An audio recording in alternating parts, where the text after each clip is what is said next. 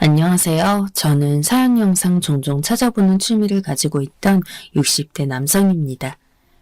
정말이지 저의 이 현재 심경을 어디다 꺼내어 보일 수도 없고 쉽사리 표현할 수도 없어 요 며칠을 계속 혼자 끙끙 앓으며 지내었습니다. 그러던 중 사연 영상을 또 한 편 시청하다가 혹시 저도 이렇게 사연으로 제 심경을 적어본다면 기분이 한결 나아지진 않을까 싶어졌어요. 사연으로 소개가 된다면 영상 시청자분들께서 반응을 주실 테고 그걸 보면서 제가 어떤 좋은 해답을 얻게 될지도 모르겠다는 욕심 역시 깃들어 있습니다. 예전에 저 같았으면 이렇게 사연 써보겠느니 어쩌느니 하는 것, 그리고 혼자 끌어안고 고민하는 것도 이 정도로 하진 않았을 것 같은데요. 남자들이 나이 들수록 여성 호르몬인가 그런 게 많아지는 현상이 있어 영향을 받는다더니 제가 그렇게 된 게 틀림없었습니다. 진짜 나이가 들수록 은근히 점점 더 감정적으로 변해가네요.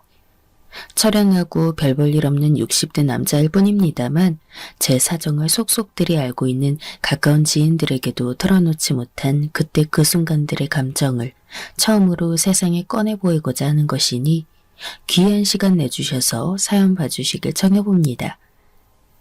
항시 쓰고 다니는 마스크 안으로 깊은 한숨이나 푹푹 내쉬고 다니는 저의 최근 일상. 이것이 어떤 방식으로든 바뀌었으면 좋겠습니다. 제가 글의 전문가가 전혀 아니기 때문에 보잘것없는 글솜씨는 너그러이 봐주시길 부탁드려 보겠어요. 저는 30 넘어 만난 여자와 연애를 이어간 끝에 결혼하게 됐습니다. 저보다 8살 아래 연하의 상대였어요. 혹시 세대 차이를 느끼는 그 마지노선이라고 하는 게 8살 차이라고 통상적으로 하는 것을 아시나요? 요즘에야 스마트폰 완전 보급 시대이기 때문에 상황이 꽤나 달라졌을 테지만요. 아무래도 세대 가리지 않고 전부 똑같이 유튜브 보는 시대가 왔기 때문에 스마트폰 보급 이전과는 양상이 다를 텐니다. 하지만 옛날에는 확실히 그렇지 않았죠. 나이 차이, 세대 차이라는 게 확연히 구분됐으니까요. 그 마지노선이라는 8살, 제가 그 여자와의 나이 차이가 딱 그랬어요. 그래서 지금 그 연애 시절이나 결혼 생활 초반기를 떠올려 보면 확실히 세대 차이가 났던 것 같아요. 중점으로 누렸던 문화가 달랐거든요. 하지만 그렇기에 서로 간에 나눌 거리가 많았습니다. 그 나이 차가 주는 색다름, 그것에서 오는 재미도 있었고요. 그러니 결혼까지 했던 겁니다. 그런데 저는 결혼 후에 언제부턴가 죄인으로 둔갑해 있었어요. 두 사람이 서로 사랑해서 한 결혼이었죠. 다 큰 성인들끼리 눈이 맞아 연애하고 난 다음 신중하게 한 결혼이었습니다. 그런데 어느새 저만 나쁜 놈이 되어 있더군요. 그 여자의 주장에 의해 저는 아직 세상 물정 몰랐던 어린 여자를 꼬셔서 결혼에 애까지 낳게 만든 파렴치한으로 몰리게 되었어요. 저보고 천하의 교활하고 음흉한 놈이라고 그 여자는 손가락질을 했어요. 지금 시대라면 20대 중반 여자 나이에 결혼한다는 것이 조금 이르게 느껴질 수 있겠습니다만 당시엔 딱히 그런 분위기가 아니었습니다. 20대 중반 나이에 여자가 결혼한다고 하면 대체로 적당한 때라고 보는 분위기였던 것으로 기억해요. 그저 단지 저를 비난하기 위한 그 여자의 핑곗거리였을 뿐이라는 것을 처음엔 몰랐어요. 저를 비난하기 위해서, 그리고 저에게서 끝내 도망치기 위해, 가정을 버리고 자유로워지기 위해 그 여자는 작정하고 비난을 시작했던 것입니다. 참고로 말씀드리자면 저와 그 여자는 결혼 전에 임신하게 된 게 아니었어요. 그것 때문에 결혼을 서둘렀던 게 아니었고 정상적으로 결혼해서 그 후에 아이를 본 경우였습니다. 함께 사랑하고 마음을 나누어 각자의 선택으로 한 결혼이었죠. 그러니 정말로 나빴던 것은, 진정 파렴치한이었던 것은 바로 그 여자였어요. 부부의 연을 맺어 평생을 함께하자고 맹세했으면 응당 지켜야 마땅했는데 그 여자는 결혼하고 나서 아이를 낳더니 점차 돌변하였죠. 오로지 자기 자신만의 행복과 이익과 그 앞날만 생각하며 우선시했습니다. 만약 그 여자가 아이 엄마가 아니었다면 그래, 후회되는 결혼이라도 있는 것이니 제가 어느 정도 이해했을지도 모를 일이에요. 그런데 저희 사이에는 아이가 있었다는 사실입니다. 어떻게 자기 배 불러가며 힘들게 출산했던 친자식을 자기 딸아이 예뻐하지 않고 사랑하지 않을 수 있는지 저로서는 의문이었습니다. 아이가 4살 된 무렵부터는 더더욱 그랬죠. 아이가 울면서 보채고 있으면 절대 달래려드는 법이 없었어요. 시끄럽고 듣기 싫다는 듯 그 여자는 자기 귀를 틀어막으며 오만상을 썼습니다. 왜 자꾸 나한테 뭐라 그러는 건데? 내가 애새끼 입 안 틀어막고 내 귀 막고 있는 것만으로도 난 참을성 있는 사람인 거야. 나 좋은 엄마라니까? 자꾸 나한테 모성애가 없다느니 애 키울 줄 모른다느니 그딴 소리 좀 짓거리지 마. 나에 대해 뭘 안다고 오빠가 자꾸 떠들어대는 건데, 어? 오빠가 육아에 대해 알긴 뭘 알아? 그리고 제가 아주 잠깐, 조금만 지적해도 거의 발작하듯 화를 내면서 저한테 따졌습니다. 금방 발끈해서 난리였으니 저는 말 한마디 함부로 잔소리를 내뱉을 수조차 없었네요. 그 여자는 돈도 안 벌었어요. 일을 안 다니니까 그저 집에서 애만 보면 되는 것이었는데 특히 아이가 3살 생일 지나면서는 어린이집을 다니기 시작했거든요. 무척 이르게 보낸 것이었지만 그 여자가 워낙 강하게 원했기 때문에 별 수 없이 들어주었던 것이에요. 아이가 어린이집에 다니고 있었기 때문에 확실히 육아나 집안일에 그 여자는 더 수월해진 참이었죠. 그런데 정말 그럼에도 그 여자는 지독하게 불만을 토로했어요. 그래서 저는 독박 외벌이를 하며 돈 벌었을 뿐만 아니라 집안일까지 거들어야 했죠. 매일 집안일을 도와주는 것은 물론 퇴근 후 아이를 전담으로 보는 것이 제 일상이었습니다. 주말에는 제가 일을 쉬니까 집에 있으면 된다면서 저한테 아이나 돌보라며 그 여자는 주말마다 집을 나갔어요. 어디든 놀러갔죠. 당시에는 토요일에도 근무를 꽤나 하던 시절이었기 때문에 저 역시 가끔 토요일에 일을 나갈 때가 있었어요. 그 여자는 그런 것도 상관없이 무조건 자기는 주말에 집 밖으로 나가 놀아야겠다며 주장하는 바람에 애를 많이 먹었습니다. 이웃집에 아이를 몇 시간 맡겨놓고 제가 일을 가고 그랬었어요. 그 여자는 자기가 아기를 낳고 나서 출산 후 찾아온다는 산후 우울증 같은 것을 겪으면서 이렇게 됐다며 항변을 했어요. 일단 무슨 말인지는 알겠더군요. 그래서 어느 정도 이해는 갔어요. 그런데 그걸 고치고 개선해 보려고 사람이 무슨 노력을 해야 할 것 아닌가요? 어찌되었든 저희 2사람은 한 가정을 이룬 부부 사이였고 아이는 날로 커가고 있었는데 무조건 좋은 부모가 되는 것을 목표로 삼았어야죠. 하지만 그 여자는 전혀 노력하지 않았고 갈수록 자기 가정을 뒷전으로 두고 방치했습니다. 그 행태에 저도 점점 지쳐만 갔어요. 언제까지 이렇게 살아야 하는 건가를 두고 제가 고심하고 있었는데 그 여자가 엄청난 짓을 저지르고 말았죠. 기어이 자기 아이를 버려둔 채 그 여자는 짐을 싸서 집을 나가버렸던 것입니다. 금요일에 떠났어요. 저는 그 사실을 처음에 몰랐다가 어린이집에서 연락을 받았습니다.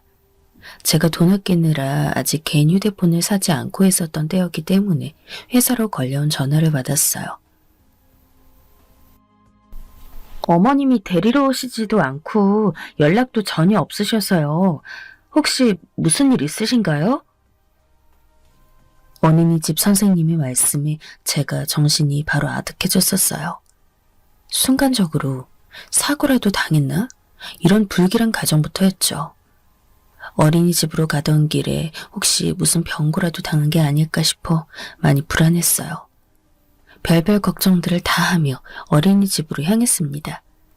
그리고 도착한 그곳에서 저는 다른 아이들은 이미 다 집에 가고 났는데 홀로 남아있던 제 아이를 마주한 순간 끔찍한 직감이 들고 말았어요.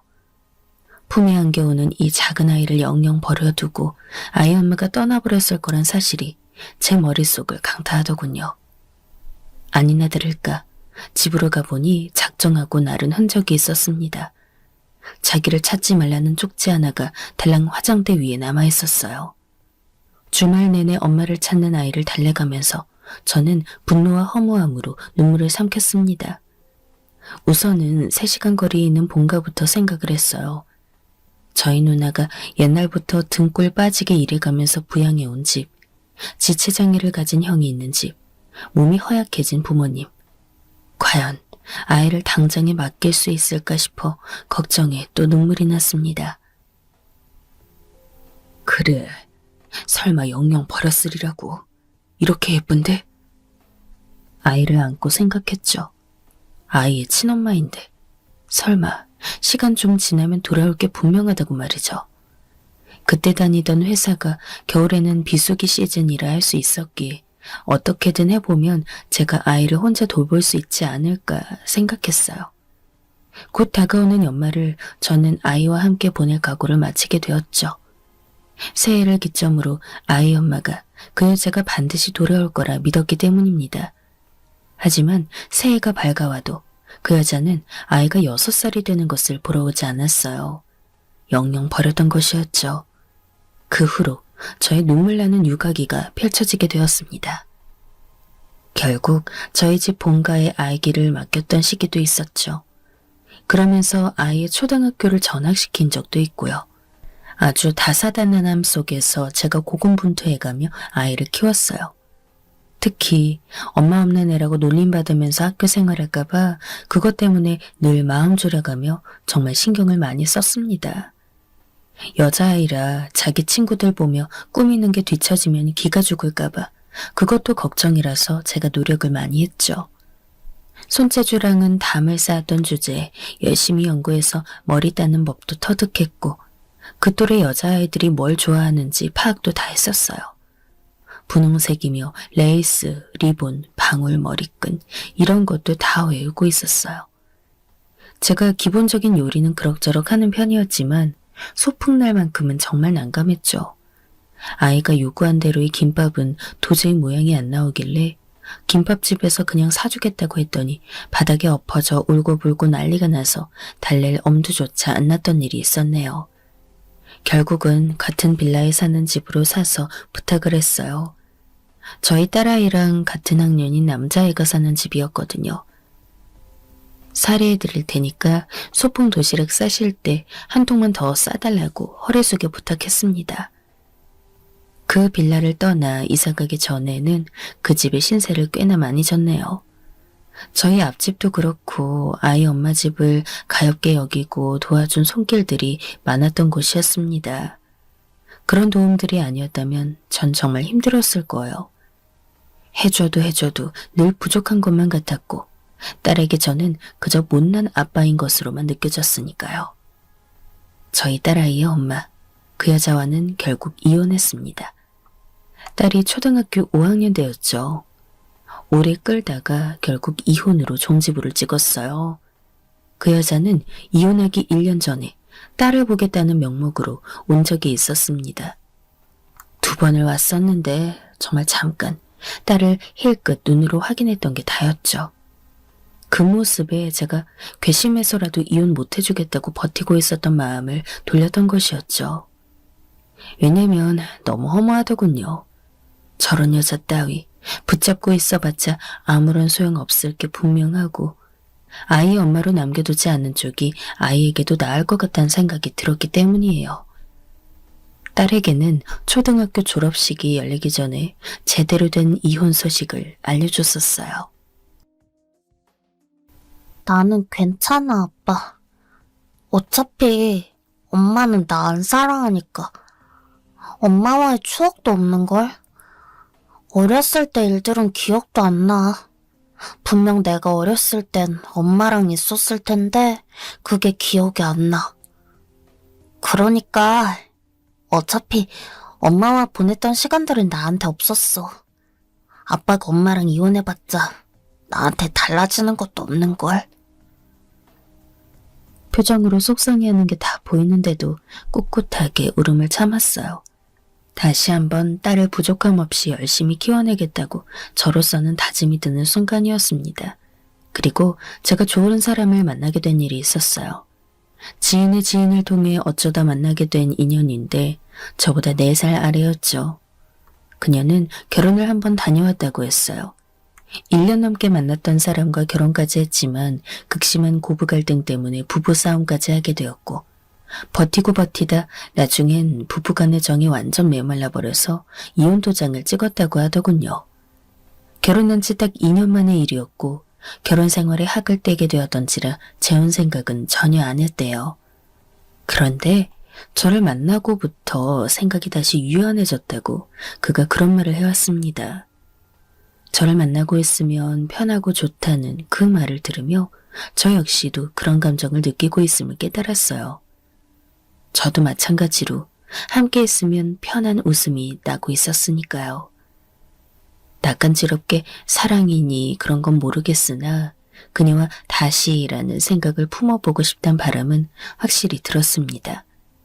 그녀와 거의 1년이란 시간을 만나면서 그런 확신을 굳히고 있을 때 제 딸은 나이가 중학교 2학년에서 3학년을 거치고 있던 시기였어요. 학교에서 늘 친구들과 어려운 일이 있었던지 딸은 예민함 투성이었습니다. 아, 됐어. 어차피 아빠는 말해봤자 알지도 못하잖아. 나 오늘 짜증나는 일이 있었으니까 말 붙이지 마.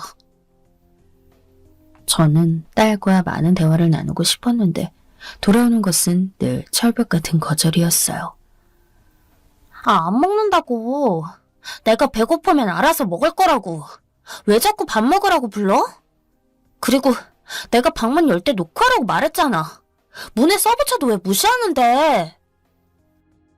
예민한 시기를 보내고 있던 딸과 어울리는 건 정말 어려운 일이었습니다.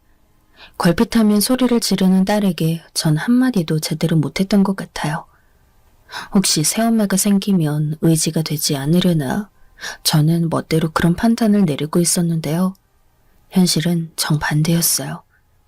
제가 만나고 있는 사람과 재혼하고 싶다는 바람을 내비쳤던 순간부터 딸은 미친 사람처럼 발작하듯 소리를 질렀고 무조건 결사 반대한다고 했습니다.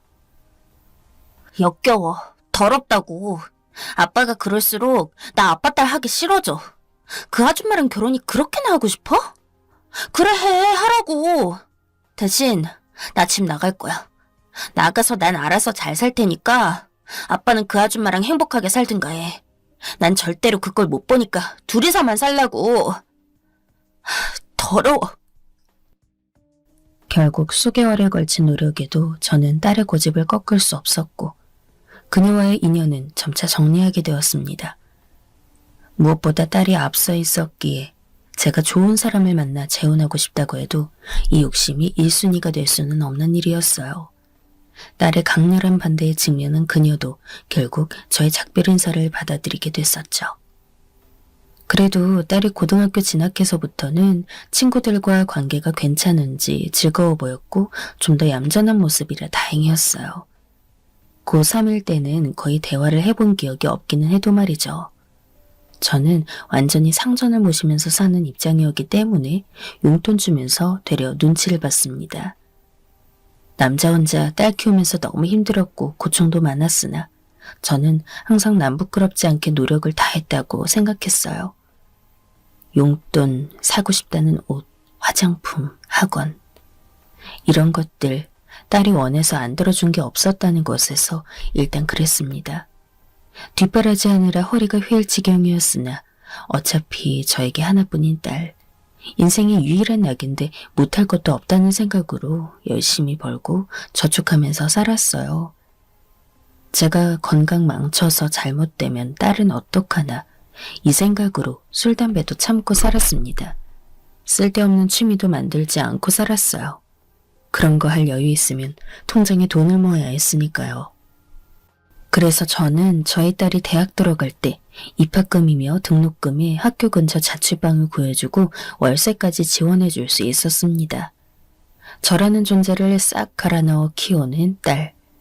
성인 돼서 첫 발걸음을 무사히 뗄 수 있도록 지원해준 것에 전 보람을 느꼈어요. 열심히 즐겁게 대학생활 한다면 전 그것으로 만족하는 것이었죠. 그런데 생각지도 못한 일이 이때부터 일어났습니다.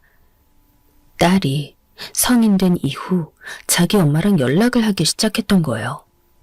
그 여자는 딸이 중학교 1학년 때 재혼을 했고 재혼남과의 사이에서 바로 아이를 낳았습니다. 재혼남은 자기 아내를 사별로 잃은 사람이었더군요. 본처와의 사이에서 아들이 하나 있었고 저희 딸보단 2살인가 3살이 어렸어요.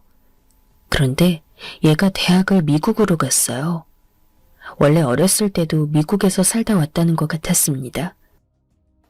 본처 자식이 미국으로 떠나고 나니 마음적으로 여유가 생겼는지 그 여자도 이전보다 더욱 저희 딸과 연락을 친밀히 이어나갔고 그러면서 딸에게는 선택지가 생기게 되었습니다. 저는 이 사실을 까맣게 모른 채 언제부턴가 연락이 뜸해진 딸을 계속해서 걱정만 하고 있었어요. 딸, 월세 붙였다. 전화도 안 받고 연락이 없네. 무슨 일 있어? 아빠가 슬슬 걱정된다. 별일 없어. 괜찮으니까 연락하지 마. 내가 무슨 일 있으면 연락하겠지. 기다림 끝에 받은 답장도 죄다 무미건조한 내용들 뿐.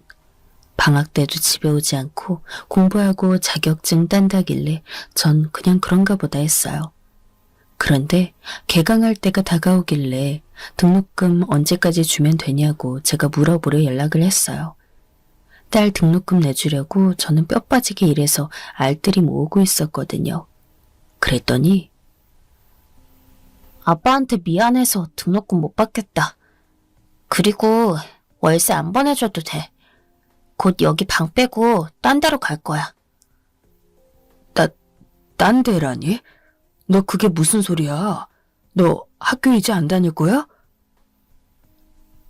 그게 아니라 나 엄마랑 살기로 했어. 엄마네 들어가서 지내려고. 일단 같이 지내다가 새로 자취방 얻어주시면 나갈 것 같아. 그 아저씨가 엄청 돈 많더라고. 이런 코딱지만한 원룸 말고 좋은 오피스텔 구해주신댔어. 청천벽력과도 같은 소리를 듣고 말았습니다. 딸의 목소리는 차분하게 이를 데 없었어요. 제가 화를 내니 짜증을 내더니 먼저 전화를 끊어버리는 것에 저는 지끈거리는 머리를 한참 부여잡고 있었죠. 진정하고 일단 그 여자한테 연락을 했어요. 반쯤 이성을 잃고 분노한 제가 쏘아댔더니 그 여자가 이내 웃는 겁니다. 이제라도 같이 살고 싶다는데 나보고 어쩌라는 거야? 우리 그이도 괜찮다고 하고. 아니, 걔가 우리 앞에서 아빠 말고 엄마랑 살고 싶어요. 저는 아저씨 좋아요. 이렇게 말하는데 내가 그의 눈치가 보여서라도 걔 부탁을 거절할 수가 있어야 말이지.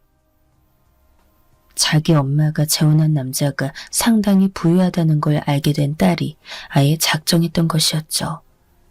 막연하게 그 여자 탓으로만 돌리고 있던 저는 전말을 알게 되자 큰 충격을 받았어요.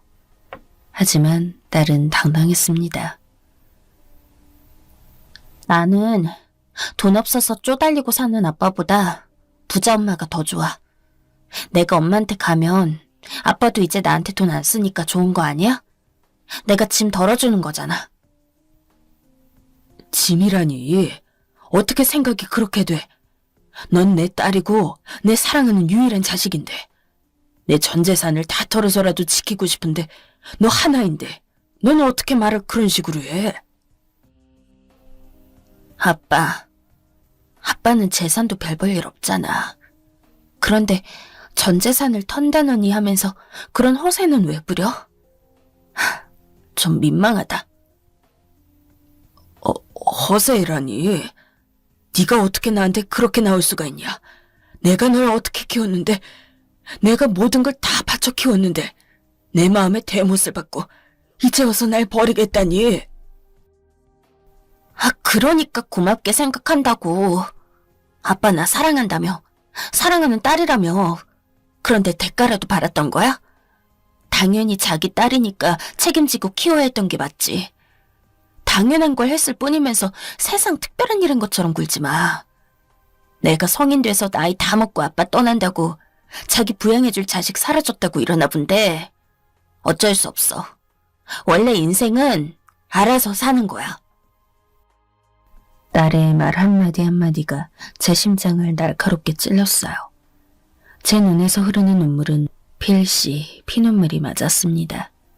쉽사리 말로는 형용할 수 없는 슬픔과 분노와 배신감과 또 허망함이 제 가슴 속을 소용돌이 치고 있었습니다. 자기를 단호하게 버렸던 친엄마에 대한 악감정이라곤 전혀 없던 것인지, 아니면 돈 앞에서는 그 무엇도 비견될 수 없다고 여겼던 건지, 딸은 그 여자가 사는 집으로 들어갔고 그곳에서 지내는 동안 대학을 끝마쳤습니다. 그 후에 그 여자가 재혼한 그 재혼남이 지원해준 돈으로 구한 자취방에서 살면서 취업 준비를 했고요. 대학 졸업하면서 딸은 저에게 연락 한 번 하지 않았어요. 대충 날짜로 가늠해 제가 먼저 그때도 연락을 했네요. 그리고 취업하고 난 후에도 저에게 따로 그 사실을 알리지 않았습니다.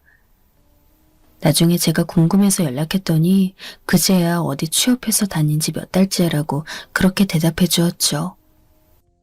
그 재혼남이 돈을 대줘서 곧 차를 뽑을 것 같다는 자랑질이나 저에게 늘어놓았어요.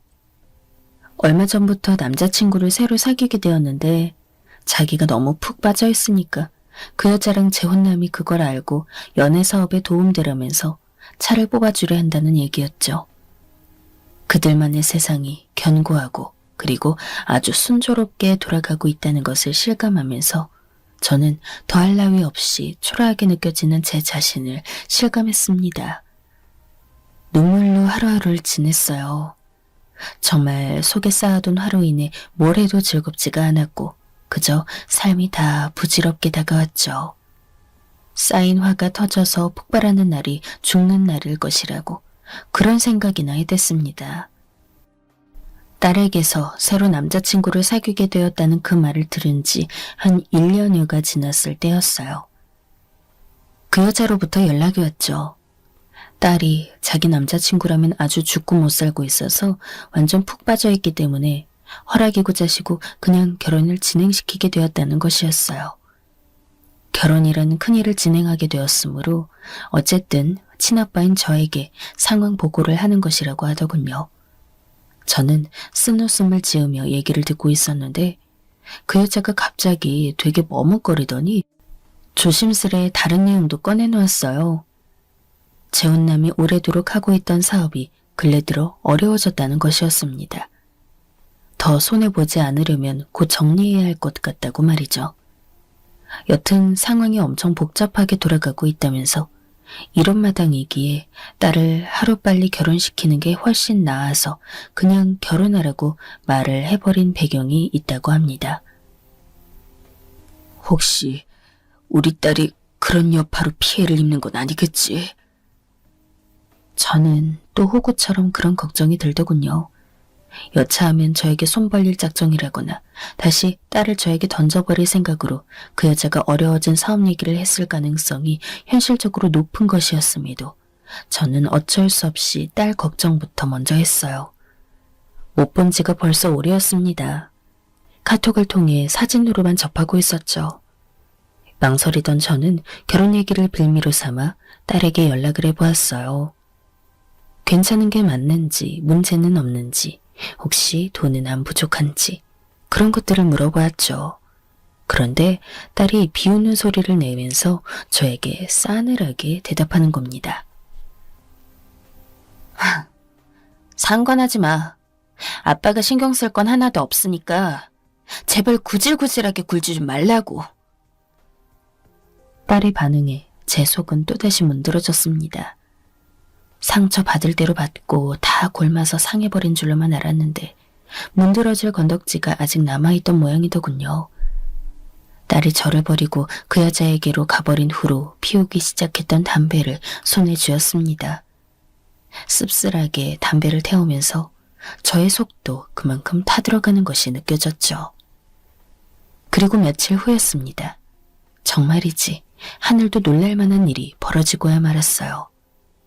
우선 딸에게 연락을 받은 게 첫 번째였습니다. 그런데 제가 말을 제대로 알아들을 수 없을 정도로 딸이 울고불고 아주 난리가 난 것입니다.